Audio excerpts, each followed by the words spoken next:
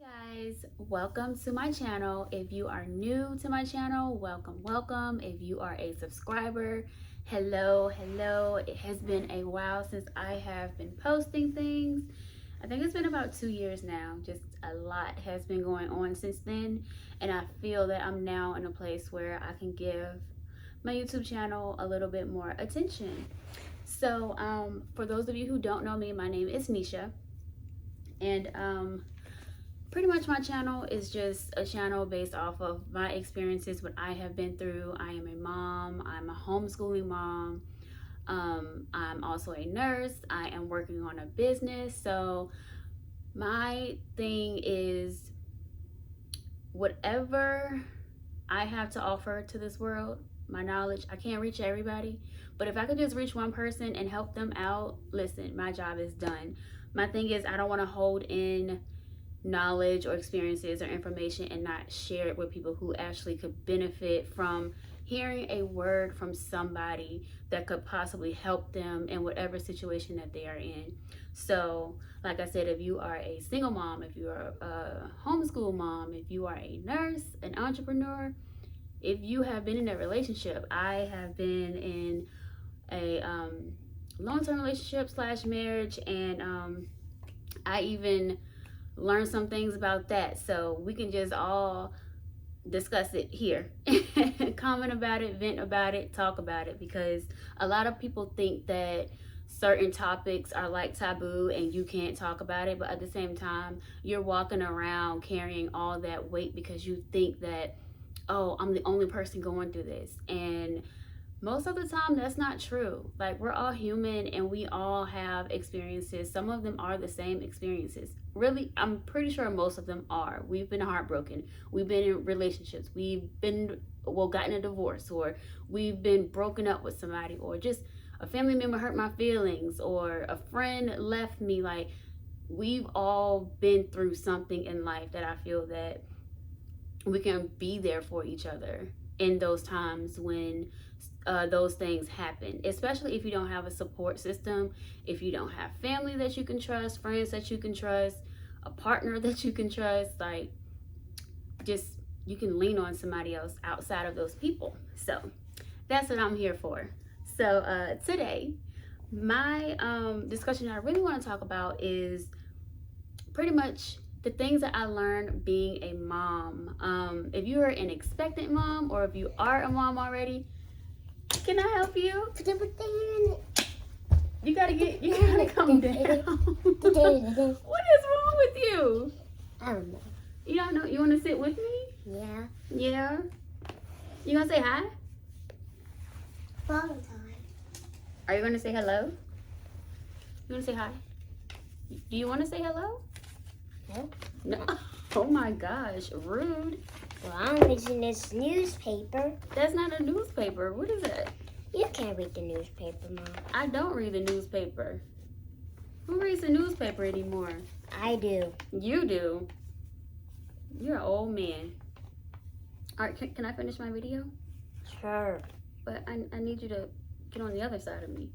I thought you were going to let me help you. Are you gonna help me? Well, you didn't even want to say hello. That's part of Hello. me. Hello. You gotta say your name. I'm Marquis Spirit. No, not your whole name. My goodness. That's what I always do. That's what you always do. 3, 2, 1, go. Are you my producer? Are you my producer? I'm Or director? playing games. You're playing a game? You got lip gloss on you. Okay, Doesn't so matter. like I was saying, MJ, you have to be quiet, okay? You promise? You gonna be just like that for the whole video? Okay. Okay. All right, so Marquise. Okay, so yeah, back to what I was saying. So pretty much, if you are an expectant mom, if you're a new mom, if you are veteran, If you are a firefighter, a firefighter. like a witch, I like fire trucks. You like fire trucks? So you want to be a firefighter? Yeah. Yeah. One day? Sure. Oh, okay. So yeah, if you are just a mom, expectant mom, new mom, veteran mom, these are some of the things that MJ, how are we supposed to do this? What? You're making noise. I am not. You are. Your iPad is making... Are the things that I have discovered over my 7 years of being a mom. So I'm just wondering if you guys have went through some of these things or feel the same way from what I'm about to tell y'all. So the first thing that I realized, well, I've learned since being a mom, is you are not going to know everything. There are many books, there are people that are telling you, hey, do this, do that. There's books that's telling you, hey, do this, do that. But this is the thing. Your child isn't going to be like the books.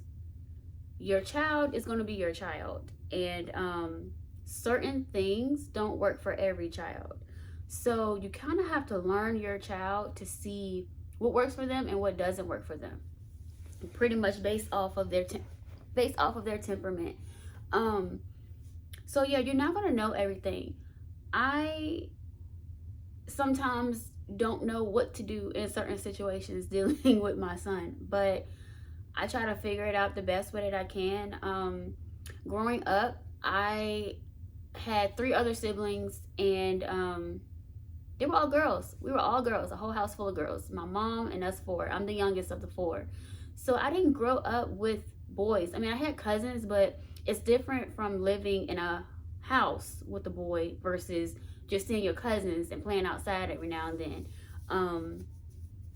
Yeah, so me having a boy is definitely, I wouldn't say it's a struggle, but it's different. Like I said, I know what girls do. I know what girls like, and for a boy, it's like I'm learning at every stage that he develops. I'm learning as well about boys. So yeah, you're not gonna know everything, but like I said, there are resources out there that you can read up on certain things. I try to stay educated as well, but like I said, you have to know your child in order to know how to use those tools with your child. And yeah, so that's that. I'm not a perfect parent, but I know that I'm not gonna know everything. Still, with me only having one child, I'm still a new mom at the same time, because it's like, even though he's been here for 7 years, like I said, every age is different, every stage is different. So as he's developing, I'm learning. So as he is growing, I'm learning along that journey on how to handle certain things and how to teach him certain things, and the emotions, and just dealing with life, and just all of that is just gonna be, it's gonna be a journey. You're not gonna know everything, so don't put so much pressure on yourself trying to figure everything out, because it's only gonna drive you crazy, because it drove me crazy. And I had to tell myself, like, you're not gonna know everything. I'm not gonna lie, sometimes I feel like I'm not doing enough. Like, I don't know. I just feel like it's always something more that I could be doing, more that I could be teaching. And it's just, yeah, I don't know. I guess, I don't know why I feel like that, but I do. Let me know if y'all feel like that too as a parent or as a mom. So that was number 1. You're not going to know everything. Number 2, caring for your infant or your child is going to come natural. I remember being pregnant and I was thinking, you know, what if I don't do this right? What if I don't hear them cry? What if I change the diaper wrong? Or all the what ifs. And I got him home, and I don't know, it just kicked in like second nature to being a mom. I think we are just in tune with that part of ourselves, that it just comes natural for us, for most of us. But yeah, that was my biggest worry. It's gonna come natural. You're gonna be so in tune with your child. You're gonna forget all of the worries that you was worrying about before your child came home, or before you even had your child. Number 3, you don't get to, this is so true, and I really eating my own words with this one. You don't get the child you fantasized about. You get the child that the Most High blesses you with. Now, every parent thinks that their child is perfect for them. I get it. I feel like that too. But this is the kicker for me. When I was younger, I always said, my child is going to be good. They're going to listen to me. They're going to behave. They're just going to be just going to be good kids. Just going to be a good kid. And this is not to say that my child is a bad kid, because he's not. But every child has their moments where they test you. And they test and they test and they push and they push. And it's not cookie cutter. Children are not that way. Like I said, you have to learn your child and you have to know what works for them. So me thinking that, whenever I have my child, it's just going to be perfect. And then I had my child and reality kicked in. He started talking and he started getting into things and he started having opinions and he started thinking for himself. And I like to enhance him thinking for himself, because I don't want him to be a people pleaser. I don't want him to be like that. I want him to be an independent man, an independent thinker, and make his own decisions. So I try to enhance, when he's like, well, mommy, I don't want to do that. And, I ask him why, or what would you like to do? I give him choices to, start him to learning how to make decisions for himself. Because if you're the parent, and to each his own, I know growing up, it was like a shut up, put up type thing. Like, you do what I tell you to do. And I'm not gonna lie, as an adult, I now realize that my voice was taken. I felt like I was just doing things so that I don't have to hurt anybody's feelings, versus doing what I really wanted to do. Not out of selfishness, but just out of making my own choices. And I don't want that for my son. So I know, because I've lived and experienced that, if it's just you're eating this and you have to put that on. Like, I let my son choose what he wants to wear. Of course, I have to let him know, hey, it has to match what you have on. You're not gonna go out the house looking crazy. Young men don't go out the house looking crazy like that. But I do. I give him choices and I let him make his decisions. So you don't get the child that you fantasize about. You get the child that God blesses you with. So with that being said, some of the things that your child does is going to come part from you and come part from your partner or your child's father. It's crazy because I look at my son and I just see some of the things that he does that I didn't teach him, but he just do, that I used to do. And some things that I still do, and I don't know, I find it very amusing that he does certain things. But yeah, you don't get the child that you fantasize about. You get the child that the Most High blesses you with. So keep that in mind when you want your child to be a certain way. Your child is an individual. They have their own minds, their own goals that they're gonna want one day. So yeah, they're a part of you and part of their father, but at the same time, they're their own person. They're going to develop their own personality given the environment that they're in, their interests, or just the way that they think. They are their own person. So number 4 for me, and I didn't listen. I got a lot of cards at my baby shower telling me to get enough sleep and take care of yourself. But number 4 is take care of yourself. Take time for yourself, actually, sorry. Number 4 is, well, that kind of goes hand in hand. Take time for yourself, take care of yourself. I'm telling you, moms, you probably already know. And wives, you probably already know too. But when you put your house and your child first, that's not a bad thing. Don't get me wrong. I have been there and done that. I still do. And I won't stop that probably to my son becoming an adult, but at the same time, I'm still gonna be there for him. But when you put your household first and your child first, you forget about yourself. Why you think so many moms are running around with bonnets and what do they call muumuus on when they get off of work, or just around the house, or just looking crazy? And it's because we hold so many hats. We're the cooker, the nurse, the teacher, the boo-boo fixer, the doctor. You got to set appointments with the doctor, the dentist. Like, it's a lot that goes into being a mom. Like, this is no light title. So when we do all of those things and we give our all when doing it, we forget about ourselves. And that was me. Shoot, it's still me. I've been telling myself, hey, go get your nails done, and go get a massage every once in a while. And that never happens because I put all my energy into caring for this little human. So I'm telling you guys, even if it's a book, a I don't know, soap opera, an hour, 30 minutes, whatever. If you have a partner, hey, listen, I just need an hour to myself. Can you watch the kids or can you watch the baby? Cool, cool. Go have your little hour.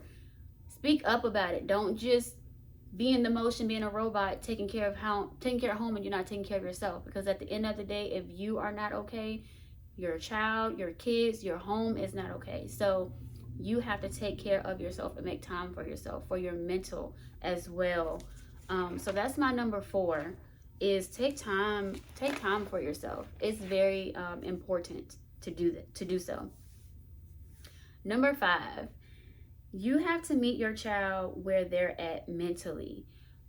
I have to keep this in mind. I have to honestly keep this in mind because it's like some things I be thinking like, okay, he can do this.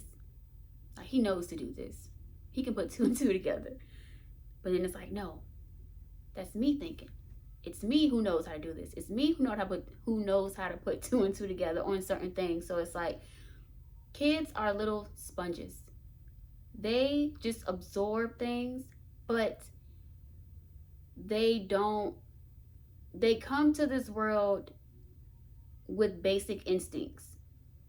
How to breathe, how to make a noise if they're hungry, how to make a noise if they're hurt, how to make noise if they want comfort. They have those things rooted in them already.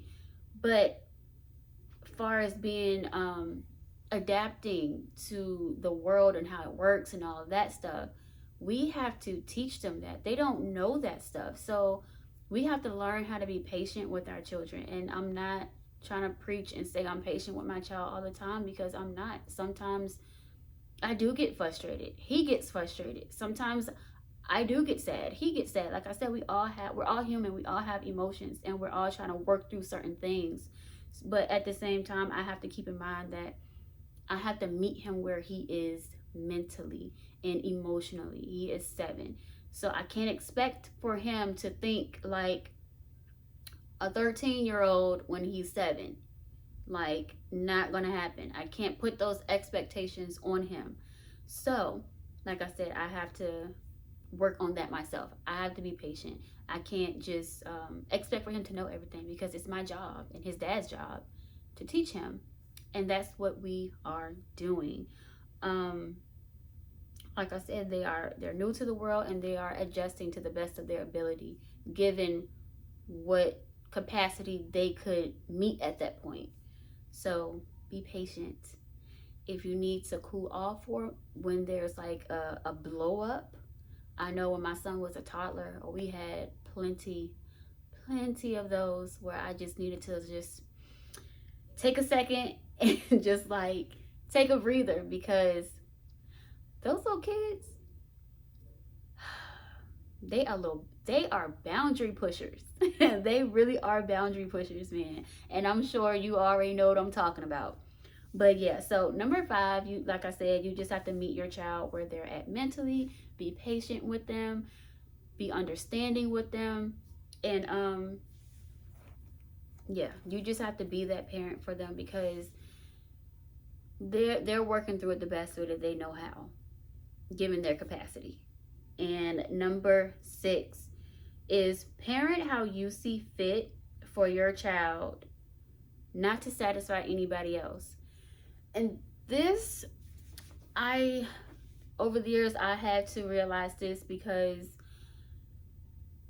some, especially the old school people, the way that I'm gonna just speak for myself. The way that I was parented growing up, like I said, it was a shut up, put up type thing. You don't have an opinion. And it wasn't like, I don't want to say that, I don't know, maybe it was kind of abuse.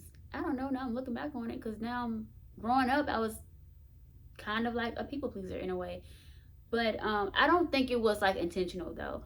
But it's kind of like the enforcer type thing. That's what it was. It was more of an enforcement. Like, this is what I say do, you do it. And I'm not gonna lie, sometimes I say that to my son because I said so. Because I said so. Some things you have to do that with because I said so. Just do it. Sometimes I give him an opinion or I give him an explanation. But it's like, how I was parented kind of affected me as an adult. And this is not knocking my, my mom or my grandma, but sometimes we don't have all the answers, so we just go off of what we think is right. But sometimes what we think is right isn't right, and later on it affects how we develop. So I know, like, there's this thing going around now as far as gentle parenting instead of I guess spankings now. Some people feel like no, they need to get their butt whooped, or some people think no, you just got to talk to them. Like I said, every child is different. You have to meet your child where they are. You have to do what works for your child. I know some people, they will fuss at their child. Like, usually they won't fuss at their child, but because somebody is around and they have an opinion on how your child is acting, you kind of, or they kind of tend to discipline the child based off of what the other person said that they should do. And sometimes I feel that that's not right, because at the end of the day, you parent how you want to parent. This is my child. I want to parent how I'm going to parent. And if I know how I was parented back then affected me, why would I want to do that to my child and then later on it affect him? So I parent how I want to parent. Honestly, I listen to certain people's advice when it comes to parenting. I research, of course, but when it comes to taking people's advice, I kind of look at, how they ended up. You know what I mean? Like,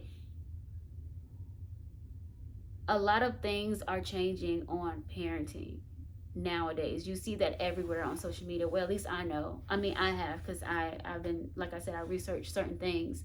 So how the things were back then may not be how it's working right now. Like, these children, they are different generation of kids. So parent how you want to parent, and do what's good for your household, and do what works for your child. That's what I have learned over my past 7 years. And number 7, postpartum depression is real. Make sure you have a support system. So when I had my son, so when I found out I was pregnant, I didn't know I was pregnant. I had just got my first nursing job.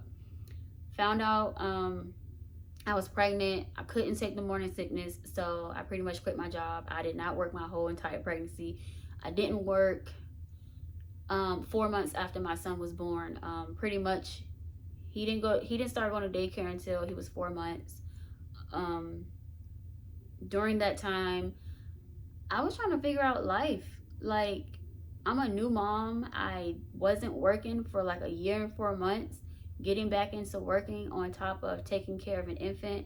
Yeah, I had a partner at the time, but it's just something that women go through. Like, we are just seen as, oh, just have the babies and you can go to work and you can do this, you can do that. Oh, and it's like it's nothing. And I'm like, no, I just grew a whole human. I just birthed a whole human. And I have to give up time for myself. I have to feed my human. And don't get me wrong, y'all. These are things, like, I knew I had to do these things. I know I had to care for my child, obviously. And, I got pregnant on purpose.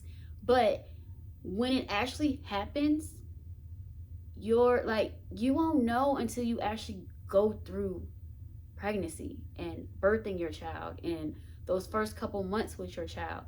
You won't know until you go through it, and it is life-changing. I had to figure out how, like I said, to take care of my child, work some hours I couldn't work because I had to take care of my child. So it was a lot to process during that time, and especially, like I said, being a new mom, it's it's different. It's an adjustment. That's all. Like, I was waiting when my son went to his, I think, 1 month checkup. The doctor asked how was he sleeping, and y'all, my son was a light sleeper when he was an infant. He will be fast asleep while I'm holding him. As soon as I put him in his crib, he wakes up. So of course I'm like, doc, I told the doctor what he does, and I was like, maybe he sleeps about, I don't know, 4 or 5 hours, 6 hours. And he was like, well, he's gonna be sleeping 8 hours soon. And I'm like, when is that day coming? Like, when? And then time passed, like time just flew, and he was finally sleeping at least 8 hours. And I was like, finally I can get a break. And I know that they tell you guys that, like, if you're an expectant mom, they tell you to sleep when the baby sleep. But I don't know, it never worked for me like that. Like, when he was asleep, I couldn't sleep, but when he was awake is when I was tired the most. So yeah, that was that was pretty weird. That didn't work out for me that way. But yeah, if you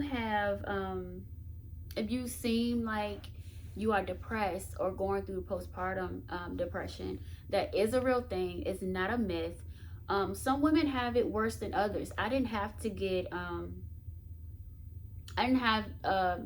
medication or anything like that. I was still able to function, but I just feel like that part of postpartum, that part of postpartum depression, I kind of feel like it's like a given when you have a child. It just depends on how severe it is and how you adapt to your new reality.